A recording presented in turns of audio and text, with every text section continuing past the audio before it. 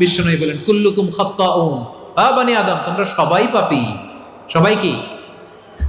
সবাই পাপী। আমরা সবাই পাপী, আপন পাপের বাটখারা দিয়ে অন্যের পাপ মাপি।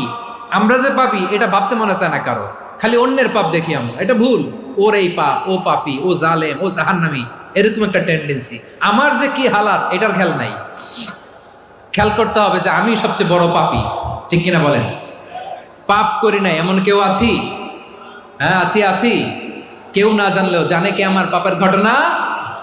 পৃথিবী না জানুক আমি তো জানি, আমি কি পাপ করেছি হায়। ও আমার কলিজার টুকরা ভাইয়েরা, মাথাটাকে নিচু করে জীবনের সব গুনার ফিরিস্তিগুলো একটা একটা করে স্বীকার করে আল্লাহরে বলেন, আল্লাহ আমি পাপী। আল্লাহ আমার চেয়ে বড় পাপী এই দুনিয়াতে কেউ নাই। আকাশের নিচে জমিনের উপরে আমার চেয়ে বড় পাপী কেউ নাই। একটা একটা করে আল্লাহ স্বীকার করি আমি পাপী। সব পাপের স্বীকৃতি দিলাম।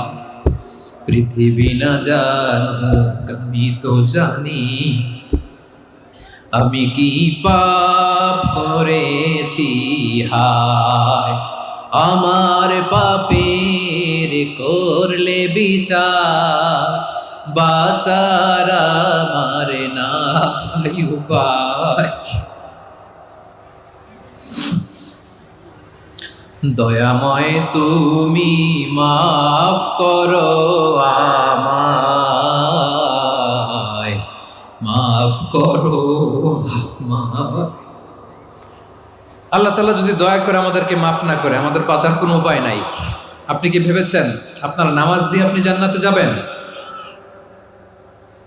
আপনি তাহাজ্জুদ গুজার, সেজদা দিতে দিতে কপালে দাগ ফেলেছেন, এটা আপনারা জান্নাতে নেবে না। আপনি এলাকার সবচেয়ে বড় হাতেম তাই দানশীল, এই দানের ভরসায় বসে আছেন, কশিন কালো ওঠা। আমাদের নামাজ, আমাদের রোজা, আমাদের ইবাদত, এগুলোকে মিজানের পাল্লায় উঠালে কোনো ওজনই হবে না। তবে আমাদের একটা কৌশল জানা আছে, আমরা আল্লাহর রহমতের ভিখারি। আমরা সেদিন আগেই গুনার স্বীকৃতি দিয়ে দেব। আমরা বলবো আল্লাহ তুমি